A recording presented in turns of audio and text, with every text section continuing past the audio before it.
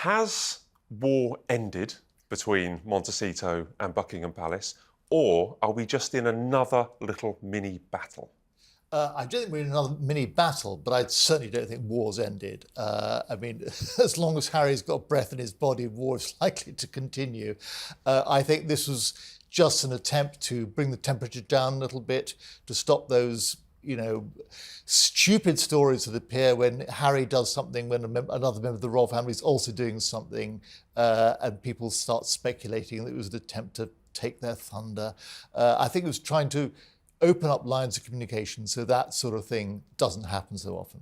Because we know between the three of us, and let's not be rude to people that we work with or that we speak to, but communications officers and press officers, direct communications may have an overinflated opinion of how powerful they are, but this was communications officers talking to each other. It wasn't private secretaries or CEOs. This was more of a discussion about, we believe, dates, forming some open communication.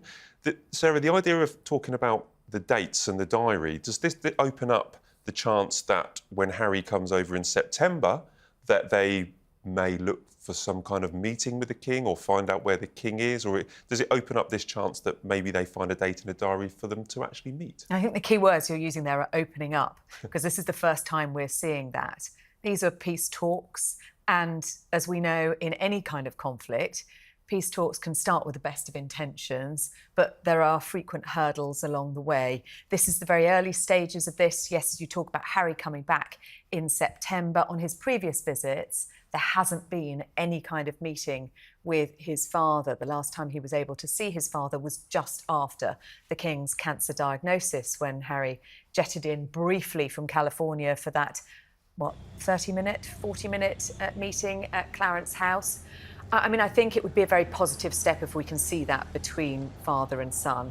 But you're right to point out that this meeting was at the level of the communications secretaries rather than the private secretaries that are far closer.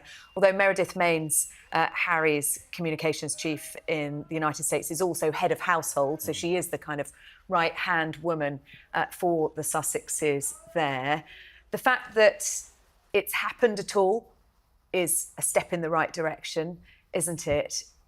Harry had said in his interview that he gave to the BBC in May, "I'm not speaking to my father. I don't know how much longer my father has left to live." Those communication channels were very much closed at that point. This is a move in the right direction. We've also got, of course, the Invictus Games coming to the UK, to Birmingham in 2027. That is definitely a date in the future where I think we need to see some kind of rapprochement between them, because otherwise we're going to have some incredibly awkward optics going on. There's no more pretending, no more hoping for a warm family reunion. Meghan and Harry's war with the royal family is permanent. This isn't a disagreement that time can heal. It's a grudge that's being fueled daily. Every interview, every podcast, every headline from the Sussex camp is a grenade lobbed at Buckingham Palace. And those hoping for peace, keep dreaming, because Harry reportedly told those close to him that this battle will continue as long as he has breath in his body. That's not just defiance. That's war talk. Let's not forget, this didn't begin with Netflix or Oprah. It started when Harry and Meghan walked out. They claimed they were stepping back for their mental health, for a quieter life. What we got instead? A relentless PR offensive, book deals, media appearances, and a full-on takedown of the monarchy's image. What's clear now is that stepping back wasn't the end. We've spoken in the past about invitations or potential invitations, and whether, the King and William and the Queen are maybe, in a little bit of trouble here about whether they accept the invitations, whether they actually attend, but we're going to have to wait and, find out. Well, so I think we've got 2 years. Anything can happen in 2 years. Well, Val, you know Harry. You reported on Harry for a long, long time before, he was off to Montecito. What do you think his game plan is here? Do you think, as Sarah pointed out, that his goal is to reconcile, or do you think there's something more than that? I'm not sure Harry is a person who's ever had a game plan in his life, but I do think he would like to reconcile. I think he is aware of the difficulties it makes for him, also the impersonal pain that it causes him, and I think he thinks it would also help his reputation. But I think that's a kind of third level of consideration. I think the personal ones are far more important. And he said publicly, for him to say publicly that he would like to reconcile with his family in that BBC interview after he lost the security court case was very significant. So, I think anyone would.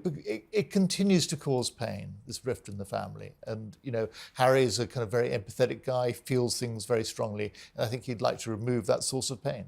And I think two things that Val picked up on there, that losing the Court of Appeal case is significant because that marks the end of that battle with the Home Office over his security. That then makes it easier for the King to enter into dialogue with his son without being seen to be compromised. But also, he really does want to have that reconciliation now. The tone had shifted in that interview in the BBC from Harry demanding an apology from his family and saying it hasn't been forthcoming to actually talking about the fact that he thinks they probably won't forgive him. Certain members of the family won't forgive him. And I think that tone is very notable and perhaps makes it slightly easier for some kind of initial dialogue to begin. Well, they were telling us, well, we understand that it's about getting rid of the conflict, and there's been a lot of conflict over the last couple of years, right?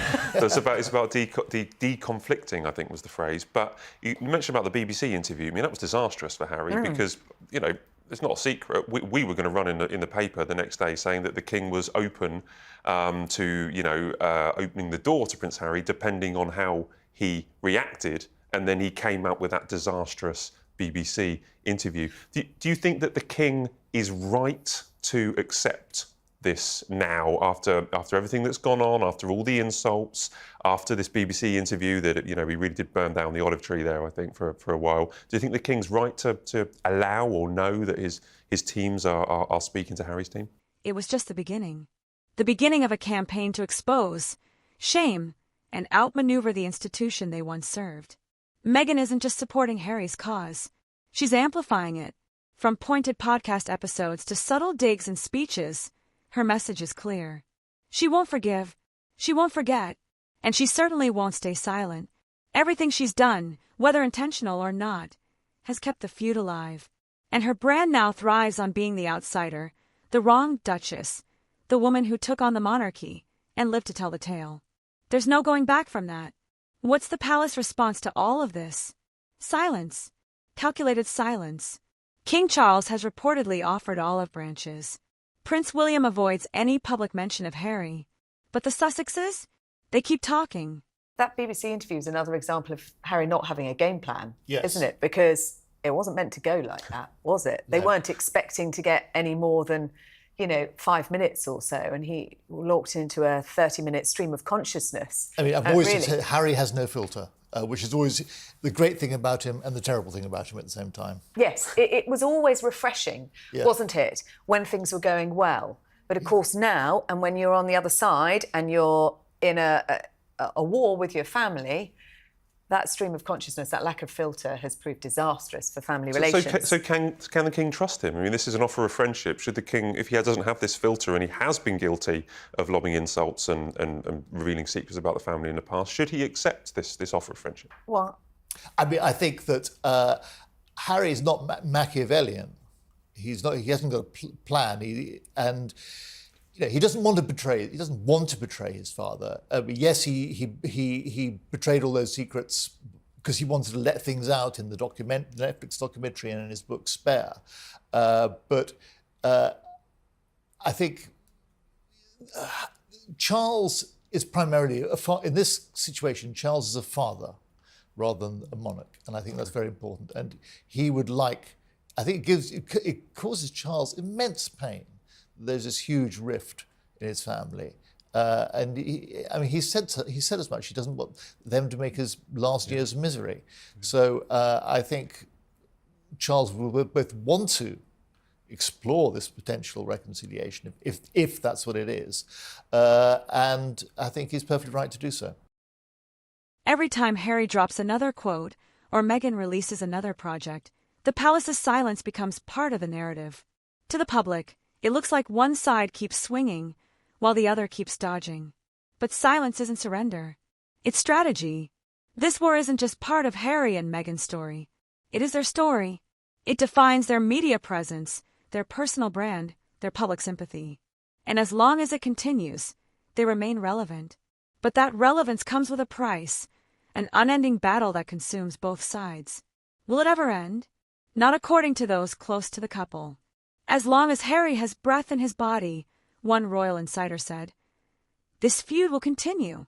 It's not a tabloid drama anymore.